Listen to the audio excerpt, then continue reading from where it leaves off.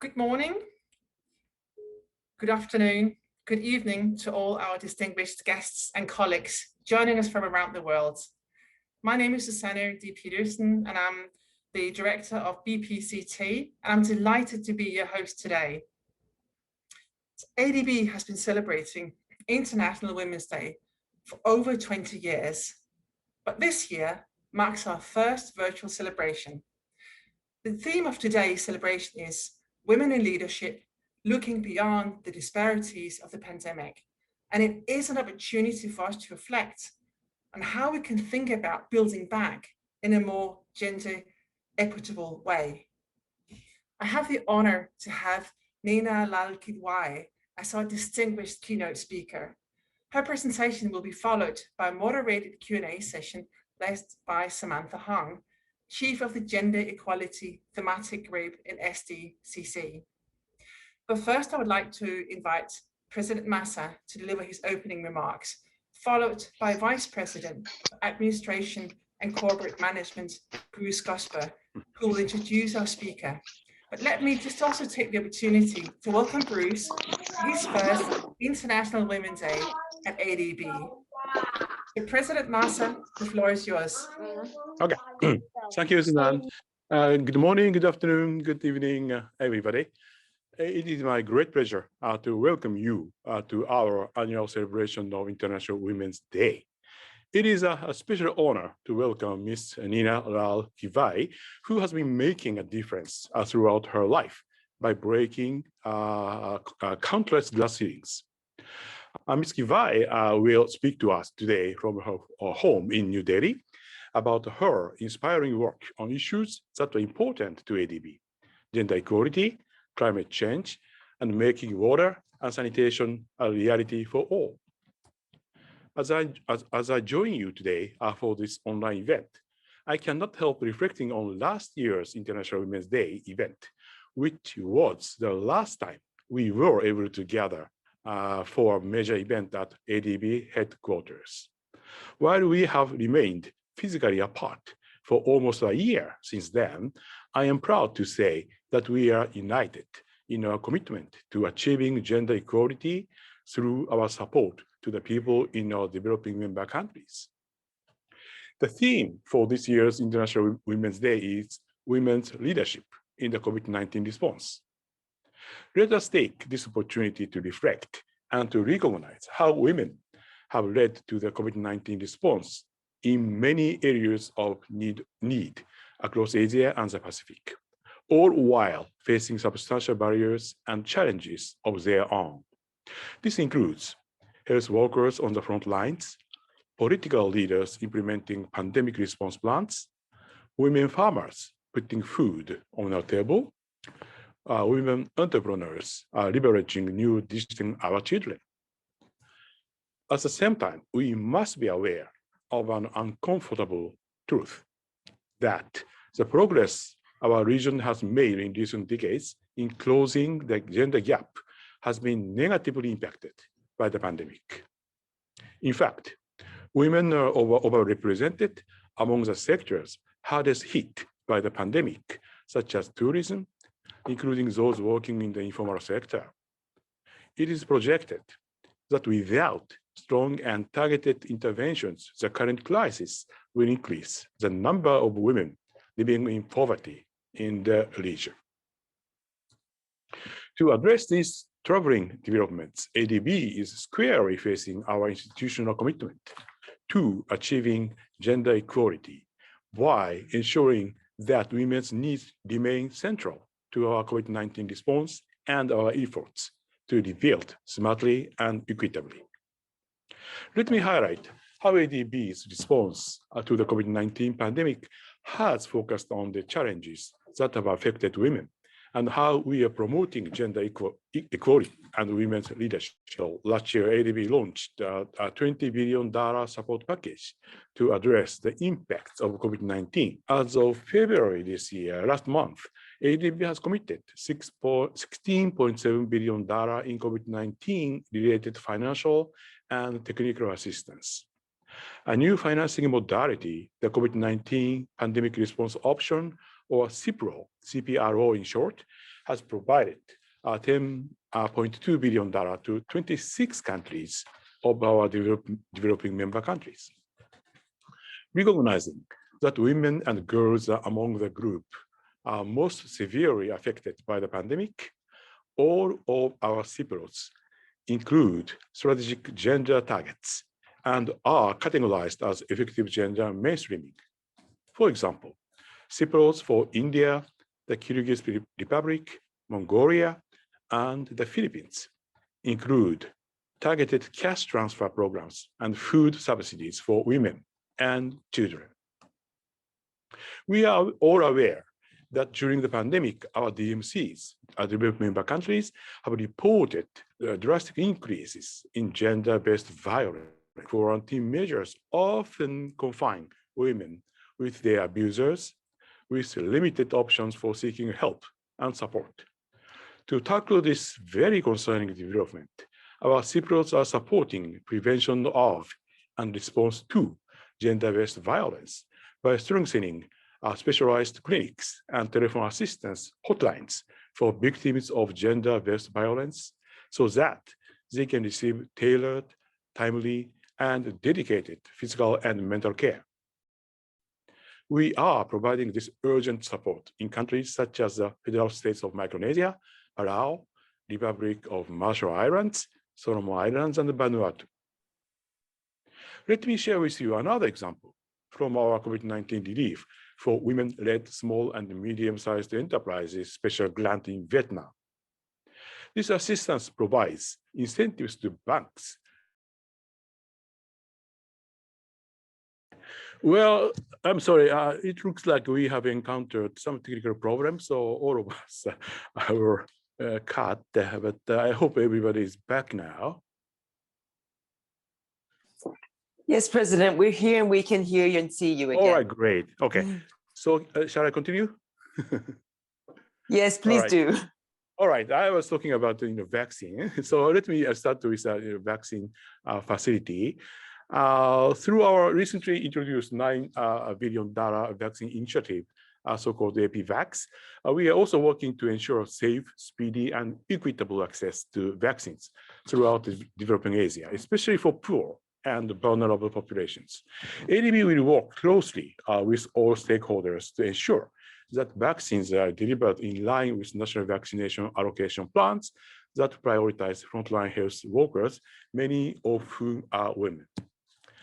In addition to our support for emergency response, ADB is firmly maintaining its investment in girls' education, including science, technology, engineering, and math, so-called STEM, S-T-E-M, to prepare women and girls for a future with limitless horizons.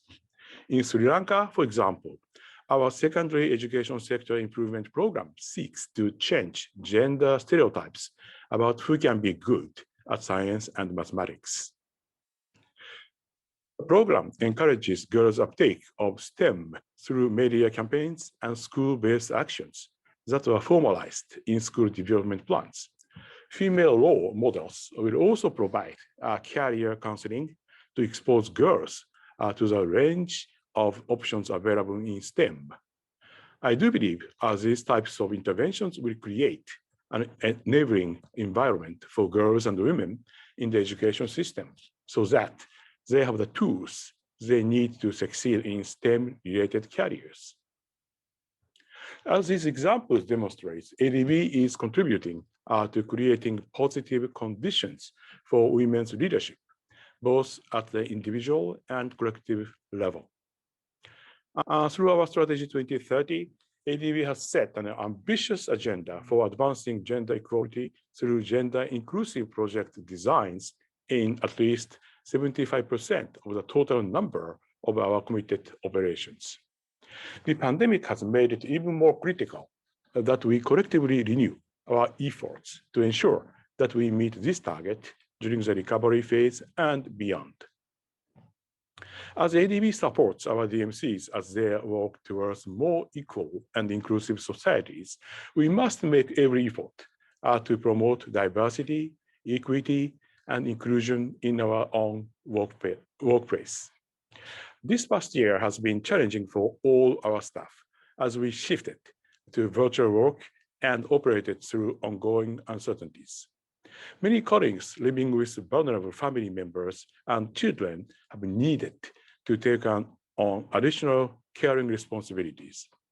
And despite changing gender norms, we know that the burden of unpaid care and domestic work still falls disproportionately on women. I want to pause to recognize our colleagues who took on additional burdens while continuing to carry out our efforts to support our developing member countries. Colleagues, you have my deepest respect and gratitude for your dedication and service. I'm also encouraged to see how ADB responded to new workplace challenges by changing our practices, policies, behaviors, and culture. We made how and where we work more flexible. We also increased parental leave for both men and women. In response to concerns over increased gender-based violence, ADB developed information about resources and services for staff who are victims or are supporting others facing violence. Another noteworthy development is that we are now reshaping ADB's culture through our cultural transformation initiative. I believe this initiative will drive us to put diversity and inclusion as the center of our organizational values so that everyone can thrive and reach their unique potential, regardless of their gender, nationality, ethnicity, region, sexual orientation, and physical ability. During last year's International Women's Day, I reflected on ADB's transformation in our gender composition. By the end of 2020, last year, ADB staff included 59% women, representing nearly 38% of the IS international staff workforce. Let us continue our focus on retaining and growing our female talent during this prolonged period of crisis and through the recovery and beyond. Let me thank you once again for celebrating with us today. Let us continue to work together to ensure that women's leadership remains a key ingredient for recovery by making it a reality in our operations and our workforce. Thank you very much for your attention. And thank you so much, President Massa, for these important and wise messages. I would now like to invite VP Gusper to introduce our speaker. Thank you. Thank you, Susanna. And it's a pleasure to be here today. It's an important time, International Women's Day, where we can celebrate the values of diversity and inclusion, and also, of course, assess the progress we're making towards gender equality and the challenges that lie ahead in that regard. And there are significant challenges that lie ahead, as of course President Massa has well set out. Women have faced plenty of setbacks during the pandemic. Women are often on the front line, and women are the most adversely affected by some of the developments during this last year. Here at the ADB, of course, there's been much that has been achieved. I come to the ADB from a career which has included running an international network across 50 countries. And that taught me some important things, I think, about how we achieve gender equality. Every time I visited an office in one of these countries, I observed closely the dynamics in that office. And what I observed was the barriers that face women are often very clear, but often not. People make adjustments. People find a way around things. People choose less optimum paths than they should be obliged to choose. So it's hard work to actually identify the barriers that women face. It requires everybody. It can't be just a top-down thing. It requires everybody to accept the need for change. It involves more than just targets. You have to change cultures and management practices. You need everybody to contribute to that process. And it's got a long way to run. It really has got quite some way to go if we're to achieve what needs to be achieved. It's not just equality, it's about equity and fairness if we want to ensure that we're doing the right thing for women and we're doing the right thing for our countries and our organisations. So with that, let me assure you that I see advancing gender diversity and equality in the organisation as being an important part of what I hope to contribute, working with all of you on that front. Now, it's my great privilege today to introduce our keynote speaker, Nina Lau Kidwai, and she'll share with you her experience and her perspectives on women and leadership. She retired in 2015 as the Executive Director on the board of HSBC Asia Pacific and Chair of HSBC India. She's currently the Chair of Advent Private Equity India Advisory Board and a non-executive director on a number of other boards. She's been a leader amongst women in international business for quite some time. She's an MBA graduate from the Harvard Business School, the first Indian woman to graduate from that school, the first woman to chair a foreign bank in India. She's written 3 books. The first was Survive or Sink, an action agenda for sanitation, water, pollution, and green finance, Contemporary Banking in India, and 30 Women in Power, Their Voices, Their Stories. I said before that she'd retired from positions. This is the least retired person I've seen in a long time. She's a tireless advocate. She's the commissioner for the Global Commission on the Economy and Climate, the Chakti Sustainable Energy Foundation, the Rockefeller Fund and Council for Planetary Health, a long and impressive career, a long and impressive list of continuing areas of focus and attention. So we're very delighted today to have Ms. Kidwai join us, and I'm sure the rest of you will join me in welcoming her to the ADB. Thank you. Thank you, Mr. President, Vice President Gosper, and ADB colleagues for the words of welcome. I am absolutely honored to be part of your celebrations.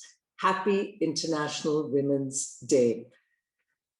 Now, let's start by quoting Dr. Ambedkar. He was one of the founding fathers of the Indian Constitution. And what he said was, I measure the progress of a community with the degree of progress women have achieved. What did you do? I cannot say that. These words are still relevant today, both for my country, India, and the global community. President Asakawa spoke about the encouraging measures that ADB is taking to build an inclusive and diverse workplace. As we know, these investments benefit both institutions and society as a whole. You are lucky to be working at ADB. The IFC report from 2017 actually highlights what I think are very important in terms of the 4 key benefits which make a strong business case for inclusive workplaces. Firstly, companies with gender diverse boards generate a higher return on equity than those without. Secondly, that companies with gender diverse boards outperform those with no women in terms of share price performance. Thirdly, that high-performing companies are almost 50% more likely than low-performing companies to report that men and women have equal influence in strategic development in the company. And fourthly, that investors in companies with strong gender diversity strategies receive excess returns, running at a compound annual growth rate of 3.5%. So while these are lessons from the private sector, a sector which has spanned most of my career, they can be universally applied. And I know and have seen that these initiatives do pay off. It is a win-win. It is encouraging, in fact, to note that investment in gender-related policies, initiatives and organizations, including in the private sector, and the quality of that engagement has improved over the years. And the initiatives, as have been described by President Asakawa, are, I think, indication of how ADB has helped on this journey. Companies are now getting better at identifying how women's leadership is central to their business as board members, as employees, as members of the communities in which they operate. But they do have to continue to be reminded. This recognition has resulted in greater investments to promote gender equity, remove barriers for women to advance to senior positions, and to improve the skills and capabilities of the workforce, the female workforce. So to this end, it is incumbent on organizations and on all of us to invest in our staff, our women's staff in particular. In my career at HSBC in India, when I was the deputy chief executive, I offered to head the diversity initiative to enhance diversity in the workplace and encourage women to join us and rise to senior positions. And what I did was set up working groups, task forces across the country to make these recommendations. And through it, we had a number of interesting ones come in: a shorter work week, flexi hours, parental leave. And some of these initiatives, I believe, resulted in us at HSBC winning the Best Employer Awards. So as leaders, it is very clear to me that we need to create an enabling environment for all talent to progress. And in doing so, we end up forming what is a win-win for the organization, a win-win for each employee. And one of the big suggestions that came through this task force setting up that I had done was we shortened the work week to 5 days, amidst much disbelief and curiosity, I might add, amongst other banks, because the norm was 6 days. And all we did was stay open to customers for 6 days, but shortened our workday to 5 weeks, albeit adding half an hour on each day. And guess what? Productivity went up. People were delighted. Our entire team wanted to demonstrate that it was going to work. And lo and behold, before I knew it, we had our competition, all of whom had been the naysayers, actually also evolving to the same norm. So sometimes it helps to get the voice of gender into those discussions to change the norm. Today, it brings me some satisfaction to know that we've come a long way from the time when I entered the workforce, when we, as women, did not have the luxury of flexi hours or, frankly, even washrooms on the same floor. I have often said that you know the importance of women in an organization by the size, the quality, and the location of the ladies' washrooms. The organization I joined, I had to climb, and there was no lift, 4 floors to get to the washroom. Thankfully, that is not a situation that we encounter today. Indeed, should not encounter. We are now in an interesting space in this pandemic. And I think President Asakawa did mention how the COVID pandemic has impacted women across the world quite negatively. Many of us have been advocating for flexi work hours, including working from home. I firmly believe that this would help women remain in the workplace. Another important issue is the absence of affordable childcare services. And because women bear the brunt of care responsibility, they are often forced to leave the workforce altogether or take on lower quality, lower paid jobs when childcare is not available. So there is an urgent need to find childcare solutions which contribute to gender equality and the advancement of women in the workplace. The other critical aspect is changing gender norms to increase men's participation in caregiving. And this has actually been one of the key deterrents through the work from home, where we have seen that globally, women and girls are responsible for 75% of all unpaid care and domestic work, performing 3 times more of this work than men. And the pandemic has only added to the additional care burdens for women as homeschooling started because you had kids at home, husbands working from home, family to look after. And all of this, in a recent report, was estimated that in 16 countries surveyed, women spent around 26 hours per week on childcare, but this increased to 31 hours per week since the onset of the pandemic. And conversely, men who spend 20 hours per week on childcare before COVID-19 has also seen an increase to 24 hours per week, but women still continue to bear an unfair burden. Now, before COVID-19, the pandemic, the World Economic Forum had predicted that at the current rate of progress, it would take at least 257 years to close the economic gender gap. And this is over a quarter of a century and about 12 generations into the future. Now evidence has shown that the impact has only further widened the gap. So it is going to be important for us to work harder at this. A McKinsey Institute study has estimated that women are 2/5 of the global workforce, and they have suffered 50% of the job losses. And a study in India found that women are 11 times more likely not to work after a COVID job loss, while another study of Oxfam India found that women who were employed before the lockdown are 23% less likely to be re-employed compared to men. So folks, we do have a problem. We have regressed through the pandemic. Other research indicates that women had systematically and significantly better outcomes in cases where women leaders were in fact in charge.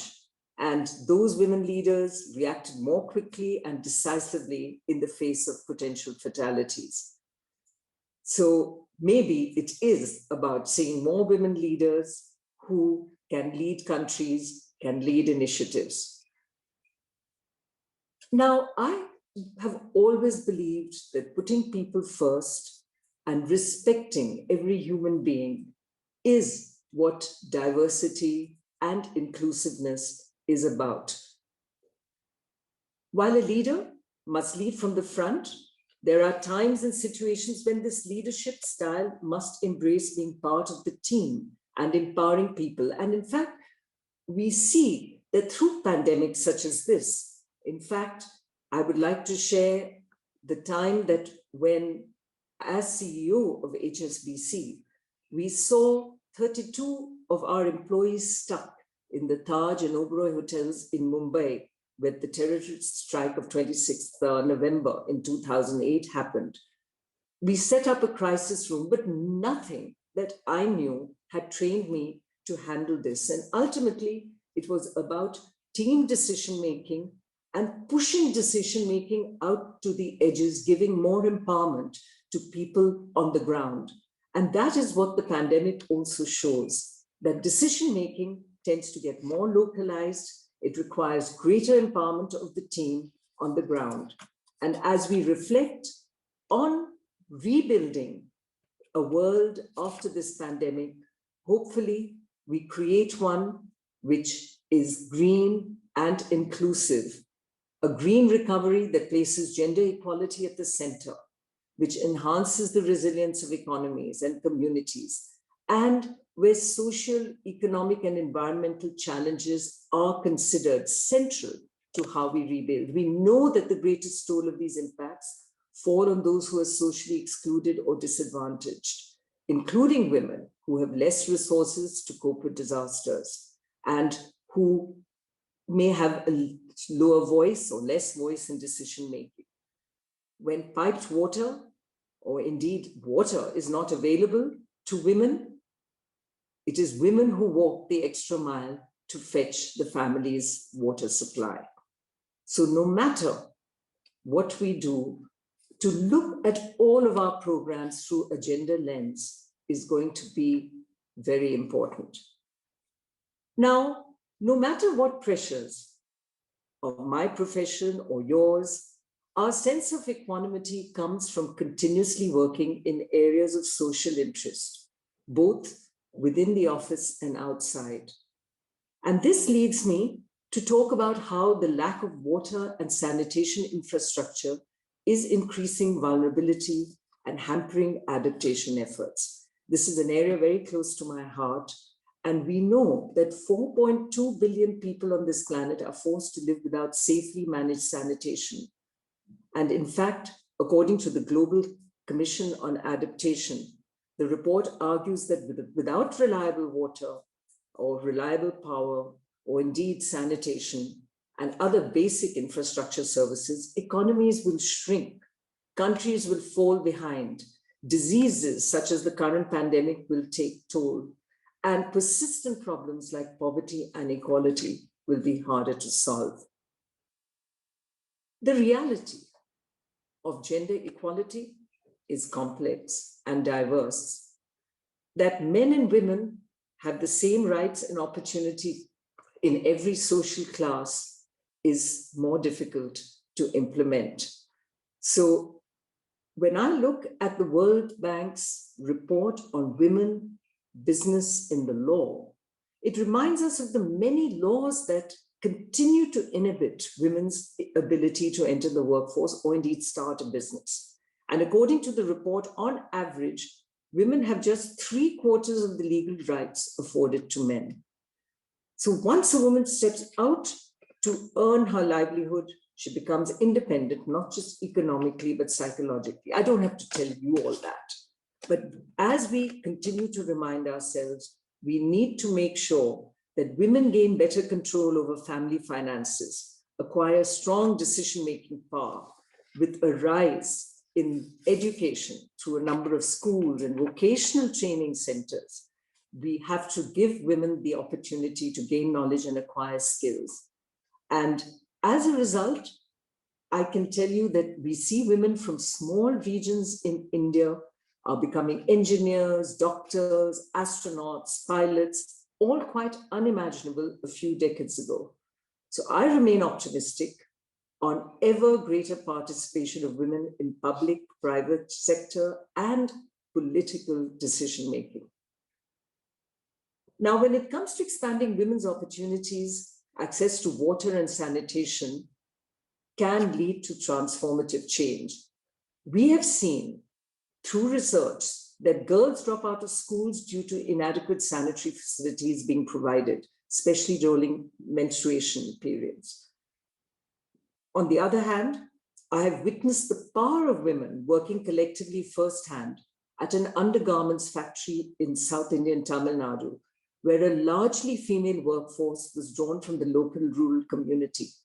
In just a few years, in fact, 5 years, these women changed the social norms of the area. Imagine that instead of women moving to their husbands' villages, husbands began shifting to their wives' homes since they came to recognize the earning power of the women.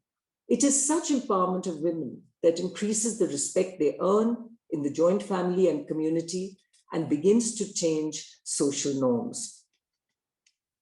Now, coming to sanitation, we know that women risk physical and sexual assault, especially when they travel to and from the field, or exposing them to harassment, even rape. There are studies by WHO and UNICEF that have shown that women do not have access to safe toilet facilities are indeed more likely to face sexual assault or harassment as they go out to cater to these demands and needs. The role of information, education, communication, IEC, aims at this behavior change of the masses. So it isn't just about how we target women to help them change, but how communities must change. And one of the keys to the success of the Clean India mission, or the Swachh Bharat mission, as we call it in India, and the messaging therein during the early years of implementation, included subjects like shame and dignity of women. And while these were very useful entry points, don't get me wrong, this was probably the right way to start, they carry the risk of the lack of ownership by men and the reinforcing of gender stereotypes. So these messages were course corrected through some of the work we did at the India Sanitation Coalition. And we need to view these programs, as I mentioned earlier, through the gender lens to make sure that they do not cause unintended collateral damage. The community needs to work to improve open defecation-free environments, not just women, although women are a significant beneficiary. Now, women are coming to the forefront, luckily, to take charge of addressing their own needs. We saw this in the eastern state of Orissa, where women and transgender self-help groups engaged in the operation and maintenance of treatment facilities in 8 cities. Employment opportunities and skilling were key in this initiative. In a northern state, in Jharkhand, trained women masons, we call them Rani Mistries, built over 1.5 million toilets in 1 year and were key to enabling the state declaring itself open defecation free. So women can be at the forefront of change as much as women need that change. So in conclusion, while the pandemic has changed not only how we work, but also what we should work on to build resilience to shocks, to poor water and sanitation, affecting women's care burden, climate resiliency, women's work needs to be valued, counted, and remunerated fairly and equitably.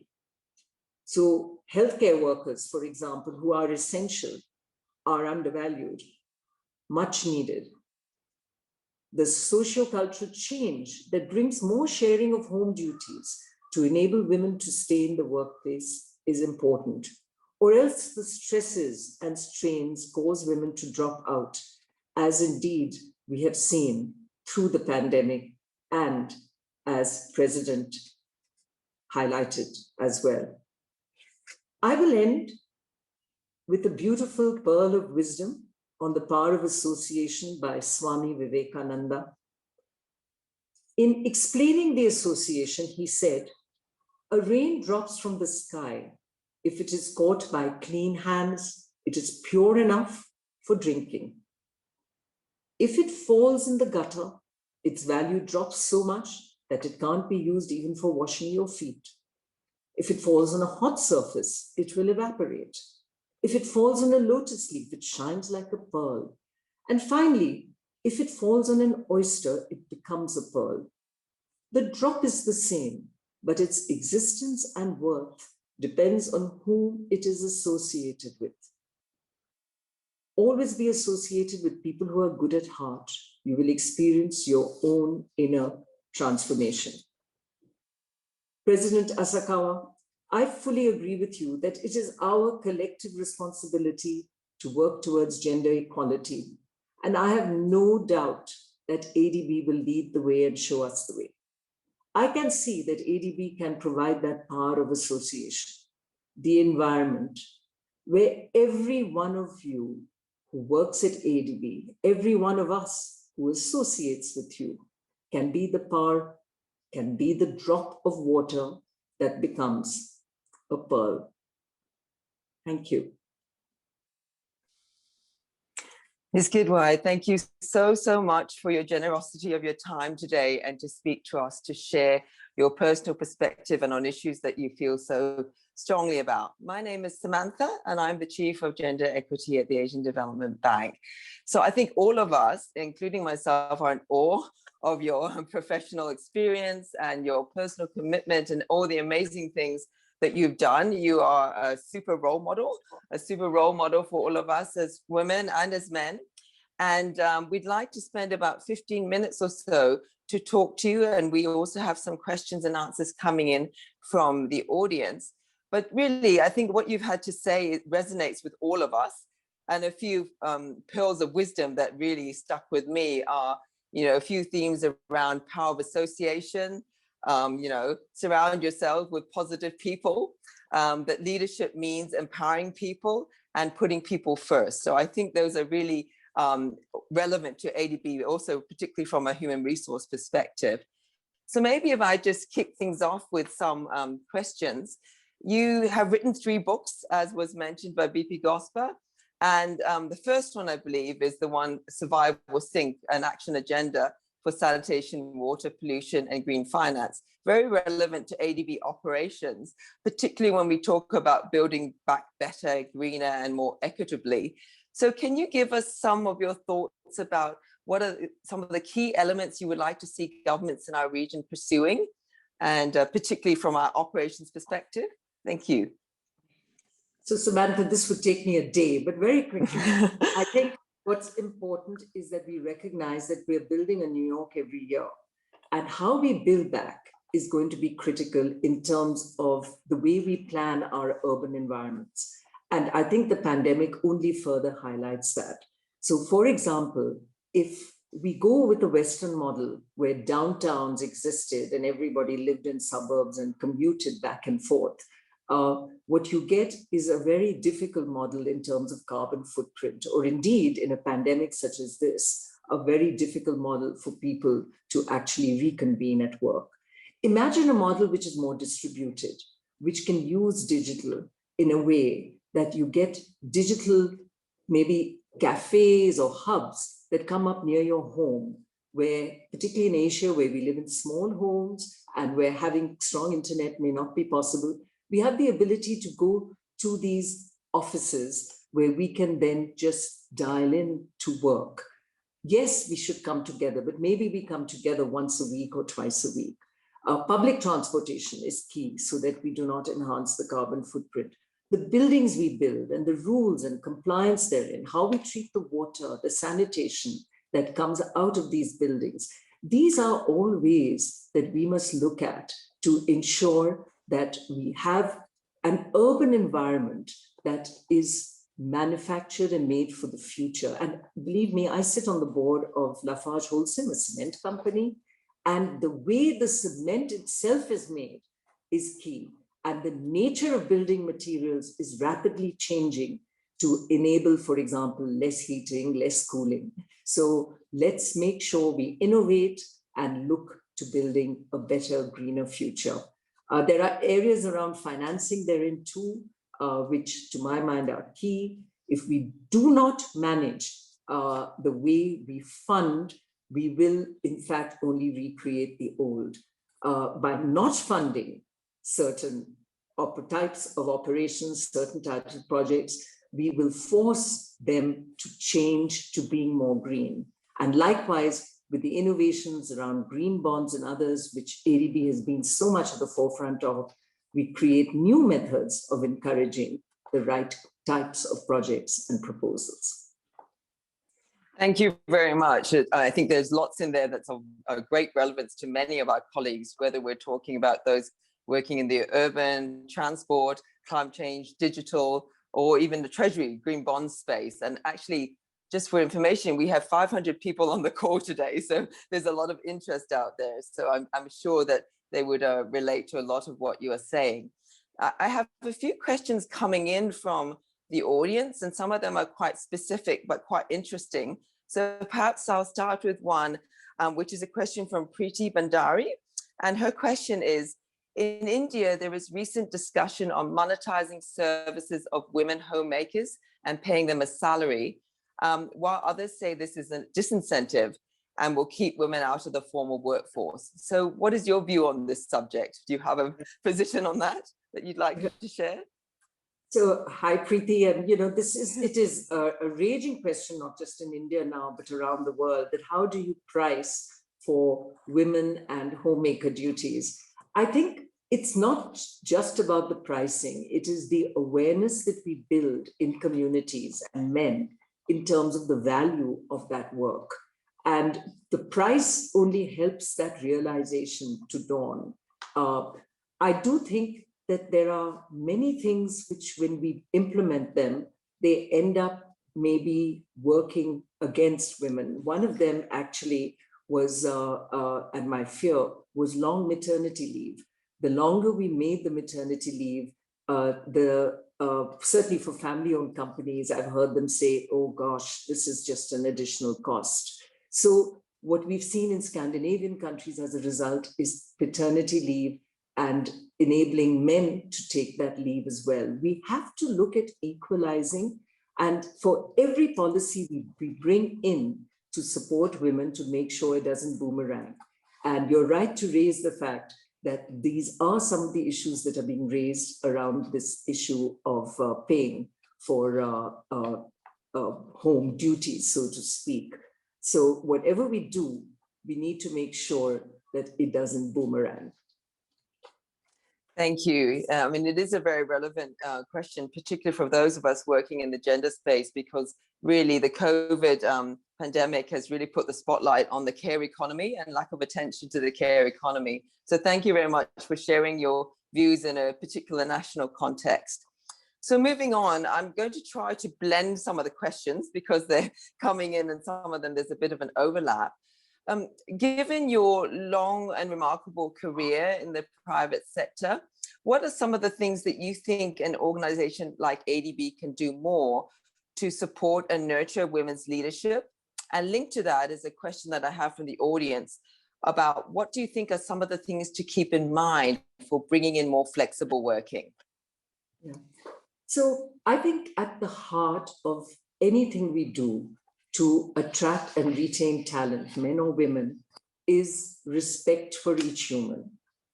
The essence of any diversity or inclusive program has to be around that. And it isn't just the hygiene factors. I think we are past that where you tick every box and everybody knows what's the right thing to say. It is the culture that we set up that enables women to rise to their full potential. A culture which not just entices and brings in women, but enables women to grow in the organization. And I think here is where work needs to be done across the private sector, where we do find that we falter, for example, in the way we assess women. Women are known to be maybe less pushy, less likely to speak up when they would like to see that promotion. So on the one hand, helping women recognize that they need to do more of this, build their networks, do things that help them. On the other, the organization also has to recognize that these are gender sort of issues and help women to skill, upskill, understand these, mentor them, but also recognize that just because they don't push doesn't mean that they get relegated to the side either. So it is awareness at the organization level, awareness for each one of us to also take our careers into our hands and to remind the organization when it forgets. Thank you. I like the way you end that. I mean, you can have all the support systems around you, but you also have to take it into your own hands and steer your own career growth. So that's really interesting to hear. Another question, we're sort of moving between institutional issues and operational issues, but this is an interesting question. And it's about a clean energy economy and the new industries and jobs that they could potentially bring for high earning sectors. So do you see potential for jobs for women in the green economy? And what would that look like? And what would we need to do to support that? Yeah. So the green economy is really quite large if you look at it. I mean, we are seeing, for example, solar and renewables really having taken off. In India, household solar brings a huge advantage in terms of job creation. We are seeing women maintaining solar facilities at the rural level. So women are stepping up to do all of this. In my work in water and sanitation, it isn't just about technology. It's about the services and provision of services. And there are business models that are emerging on maintaining of facilities, which becomes important.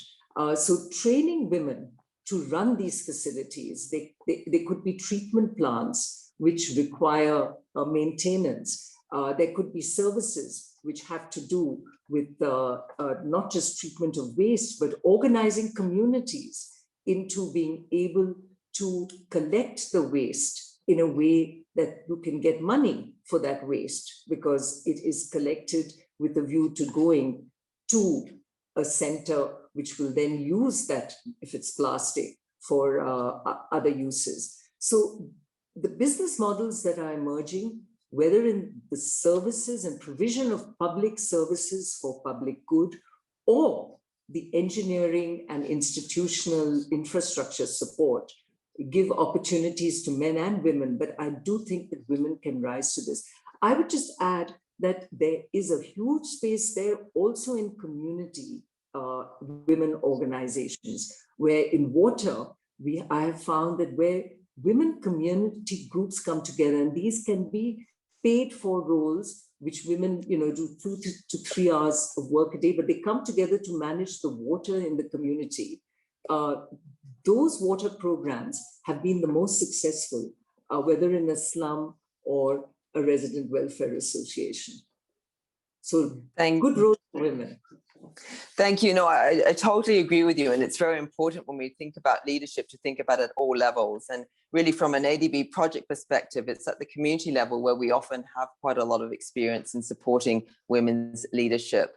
And on the green jobs, it's a big issue for us. It's an area that we're trying to do more work in. And we've supported some pilots, for example, with women in the construction industry in Fiji, for example, which is quite interesting and quite promising. So I'm conscious of time, but I would like to take a few more questions. This is a very big question, so it might be quite hard for you to answer, but it's a question from Sujata Gupta. And the question is, how does one change the mindset for men and women? Oh, it is a big question. It's a huge question. Yeah. So I would say, we just have to keep battling on, right? Mm-hmm. But the important thing here is, I think, not to see this as a fight, but a journey. It's one of instruction. It's about carrying everyone along. And I wish it were happening faster in terms of the change. But the fact is that we have to keep at it. Things are better, but they're still not where they need to be. I think society is key. And we saw this in some of the strong messaging that went out through the Swachh Bharat mission, the Clean India mission, which, dare I say, was one of the most successful behavior change programs ever. It's seen as a revolution in terms of bringing awareness in. And the messaging that went out was from men and women. There were, many Bollywood figures and others that stood out there and talked about why it was important. But as I mentioned earlier, it can't just be about benefiting women. It had to be about changing the norm. So changing society, and I do believe the behavior change happened. In 5 years, there is conversation around ODF, open defecation free in India, where even a common man on the street will be able to tell you what Swachh Bharat mission is about. So I think maybe we don't communicate enough where it needs to be communicated to, and that has to be around society and society norms, and communicating in a way that people understand. So I'll just give one anecdotal explanation for this before we end this, and that is, there was a woman collector, so from the Indian Administrative Service, who was struggling with getting 8 villages on the program. And she so cleverly understood what the need was, because this was one of our northern states where the ratio of women to men is really quite pathetic, much lower in terms of the women. And she got the elders into a room and said, do you realize that if you don't have toilets and you don't come on this program, the women are not going to marry the men in your villages. They will go to the other villages. And that changed the norm. No amount of, hey, sanitation is good for health and it's part of a national program work. But this particular insight, next thing you knew, they had signed on. So just finding that point, that turning point that makes that penny drop for those that are holding out is sometimes so important for communication, but communicating in a way people can embrace it. Thank you. I think it's also important that when we think about changing mindset, we also all have to own it. So what do we do on a daily basis in our own roles at work and how we interact with our partners to actually push the boundaries and actually call things out when we see that the mindset is actually discriminatory. So I think that's something that we can all take forward. We still have a bit of time, and I actually have another interesting question. It's quite a long question, but it's from our head of education, actually, Brajesh. And his question is, building on your proposal of enhancing connectivity to transforming blended work in urban areas, the pandemic has shown that the connectivity situation is uneven, particularly in rural areas. So going to the future, what are two to three things that could bring key stakeholders to not only invest in connectivity, but demonstrating how this can actually transform the future of work?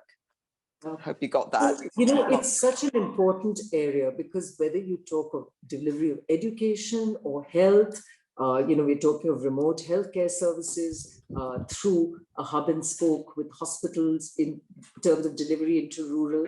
These all require connectivity. And India actually struggled when we had this big demonetization that happened.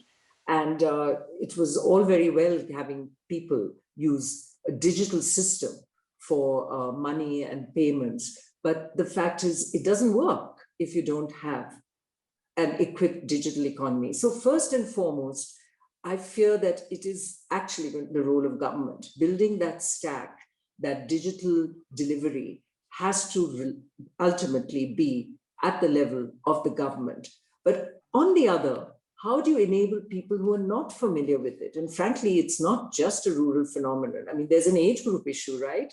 I can think of many colleagues of mine who struggle much more than my daughter did, right? In terms of just getting into using digital as well.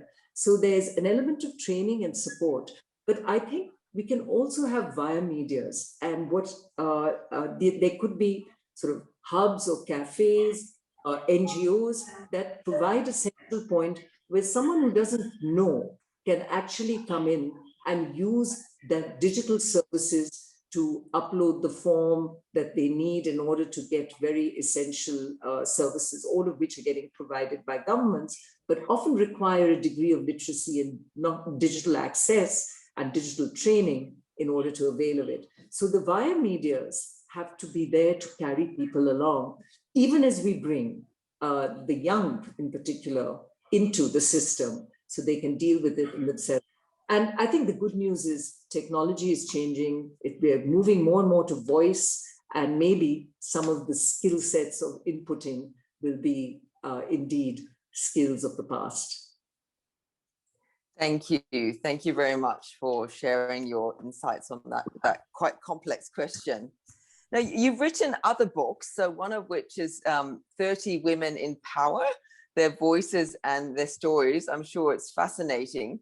Are there any key sort of takeaways or highlights from that book that you'd like to share? Samantha, it was a whole book, but all I have to say is that there were common sharings across these 30 women CEOs in terms of the learnings that emerged. And I'll just list these. So first and foremost, of course, passion for the job. It is really about enjoying what you do. And by enjoying it, you give your best. The second is that ambition is not necessarily bad. Women have tended to be shy of being considered ambitious, but that is something that we must change our outlook on. A third is humility. And I was quite struck by how many of the women thought that the humility with which they worked was going to be key. And I think in that humility comes the essence of learning, that you never stop learning. And you have the humility to recognize you cannot know it all. So you learn, but you also build a team around you who brings the skills that you will never have. And therefore, teams and learning form the essence of some of that. Integrity, integrity of work, integrity of thinking. There are no shortcuts to hard work. So yes, if you want to succeed, you have to work hard, work intelligently, but work hard. And lastly, that to learn from failure. There is a saying which says, only those who dare to fall greatly can ever achieve greatly. You will fail, but the ability to get up and try again is what is key. And I fear many women fall away because they don't see the lesson for what it is and come back fighting fit to take on the world again. Thank you. I mean, I think it sounds like a very Just interesting unmute. book, and I would love to get my hands on it. And lots of good advice for many of us, men and women. I think, and it's probably also interesting because I'm sure if you took a similar analysis for many men's experience in power, they may not necessarily have said the same things. I think also the lesson learned about, the importance of having the resilience to learn from your mistakes and step up again and believe in yourself to keep going forward. So really interesting stuff. I think we have a bit of an echo on the line. So if I could just remind people to please mute themselves if they're not speaking. We still have a little bit of time. So a couple more questions I would like to ask you. Could you please share with us some of the innovative work you've been doing with the new climate economy to ensure that cities are more livable and workers have the infrastructure? I mean, you talked a little bit about this earlier on, but could you delve a bit more into that, please? Yeah, so I think when we look at innovation, it's the big innovations, of course, are happening around electric cars and systems such as that. We've seen innovation at a city level. Often it is an adoption of something that has worked somewhere else in the world. And I think I would rather just call it looking out for what is working elsewhere rather than always trying to create an out-of-box solution and then adapt and adopt it in the country. In the areas of water and sanitation, I've been very struck, and one of the reasons I set up the India Sanitation Coalition was that we often had great experiences right under our nose, but we weren't, in fact, replicating those across the country. So the idea is, and this is the role that you at ADB, I think, play very well, is the ideas that are working, to bring them forward in a way that they can be disseminated to others who can then replicate it in some form. And these can be from within the country and from outside.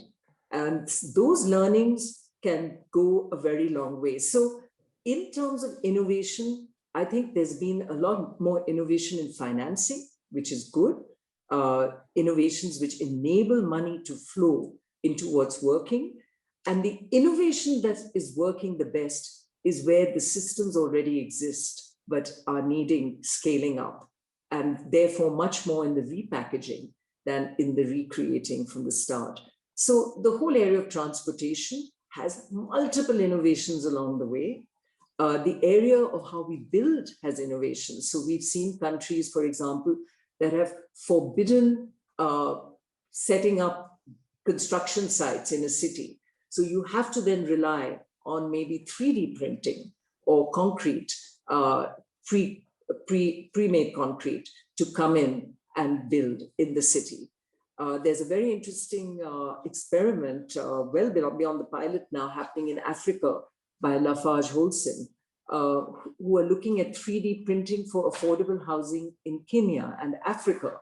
So it's cheap, it's quick, it's clean. So these innovations are happening at multiple levels, from the private sector, from NGOs, from those of us in the world of finance, and so must it be. Thank you. I hope my transport and digital technology colleagues are on the line listening. This is really interesting. And thank you also for drawing out the attention to, I think someone's mic needs to be muted, but thank you for drawing attention to ADB's role in supporting knowledge transfer as well, and supporting pilots and our convening power. We do quite a lot in that area, and I agree with you that that's something significant added value that we can also bring as an organization. So I have two more questions, and then I think we'll need to wrap up.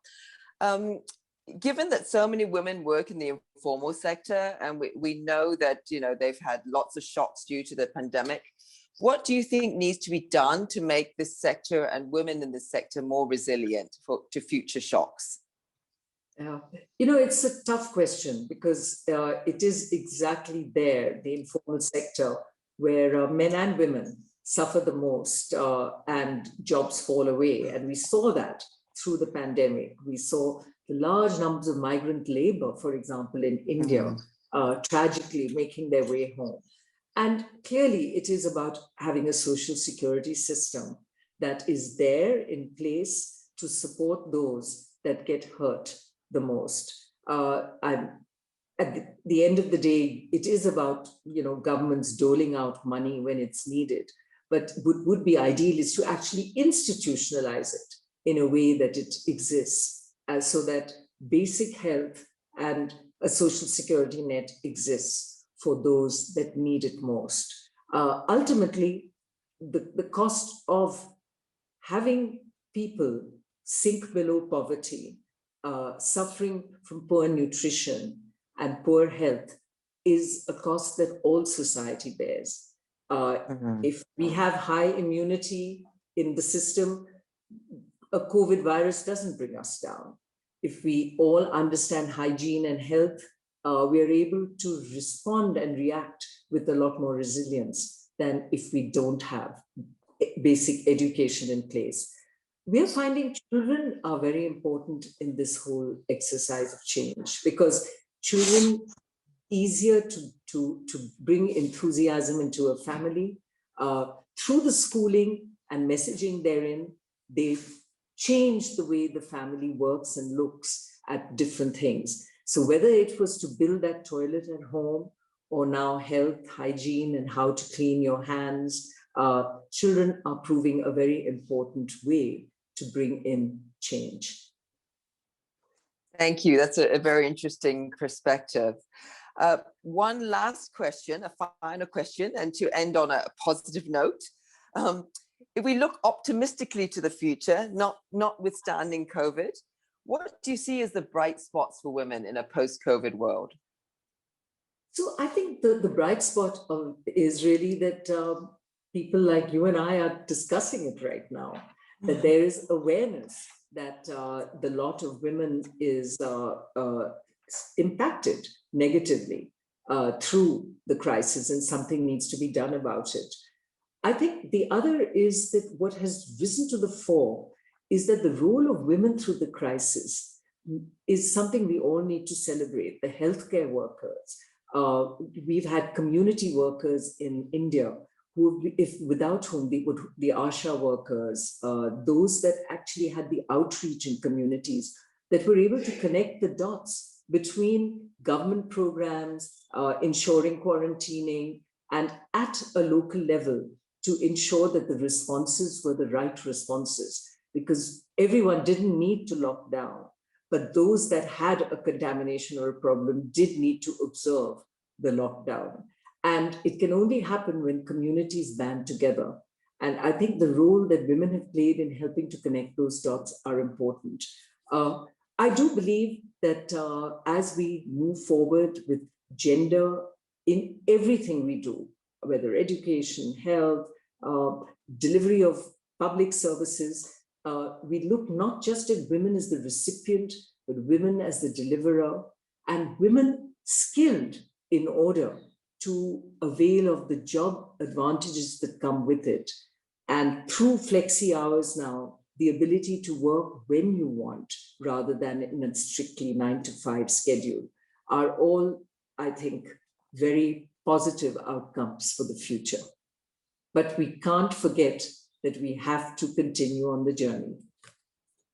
Thank you very much. I mean, that's very, very in line with the theme, and as you got behind me, leadership, women in leadership beyond the pandemic, really in terms of leadership at all levels to see us through the pandemic, but also what are the opportunities going forward. And the pandemic has really put a spotlight on some key gender issues that have always been there, but it's our opportunity to really address them head on going forward. Unfortunately, we're out of time for this part of the segment of the program, but I think we could continue talking on and on and on forever. And this is, we really appreciated your time to talk with us today, and we hope to continue the conversation. We know that you're in touch with ADB in other ways, but on a gender front, this is the first time, and we really appreciate it. So with that, I will hand back to Suzanne as the MC, and she will help us take us to the next stage of the program. Over to you, Suzanne. Thank you. Thank you, Samantha. Thank you, everyone. Bye. Thank you so much, Samantha. And on behalf of ADB, I'd like to thank Nina for your insights on being a female leader and what you see as the challenges and opportunities for women in the future. We heard from you today that we can use the pandemic as a transformational opportunity and that we need to recognize the significance of women's leadership in the recovery. We also heard from you that we need to learn from our failures.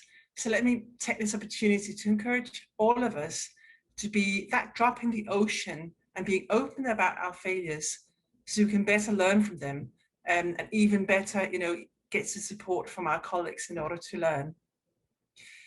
So despite the challenges lying ahead, I'm left with this message of resilience and hope. Thank you so much for that. That's amazing for an International Women's Day. Finally, I would like to acknowledge the teams in SDCC and in BPMSD who have organized today's event. Thank you for your hard work and for commitment to make today's celebration enjoyable, enlightening, and successful. I would like to close with a short video of our staff making the Choose to Challenge pose. And choosing to challenge is about choosing to call out gender bias and equality, and choosing to seek out and celebrate women's achievements. So collectively, we can all help creating an even more equitable and inclusive world. Happy International Women's Day to all of you. Thank you.